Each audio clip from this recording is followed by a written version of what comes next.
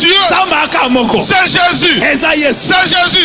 Si tu crois au message, tu crois pas en Jésus, tu crois pas à Branham.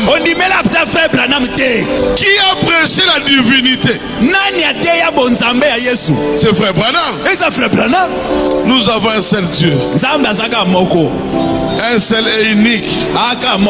C'est Jésus. C'est Jésus. Si tu crois en Jésus, c'est facile. Tout est facile. Même si tu as des difficultés, dans ces difficultés, tu rendras cela facile. On leur donne le serpent. Qui a mis le serpent? C'est Moïse. Qui a envoyé Moïse? Dieu. Les gens laissaient Dieu. Comme les serpents, ils ont les serpents est devenu. Ils savent. C'est lui qui a fait tomber Adam et Ève. Mais comme il les a guéris, c'est triste.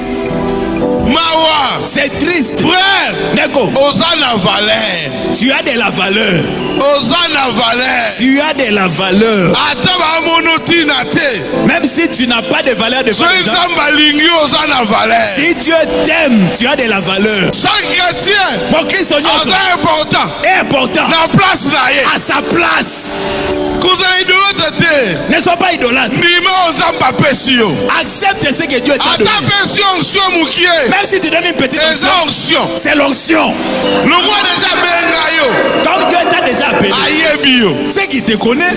Oh, gloire à Dieu. Que chacun reconnaisse sa place. Là, tu ne vas pas bouger.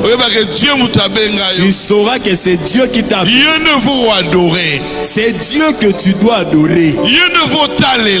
Tu dois regarder à Dieu. Même si les problèmes te dépassent, ne regarde à personne. Regarde au vrai Dieu. Le seul lieu d'adoration que Dieu a choisi, c'est Jésus. Quand tu regardes à Jésus, tu auras la solution. Même pas aujourd'hui. Quand tu le regardes, il y a déjà la solution.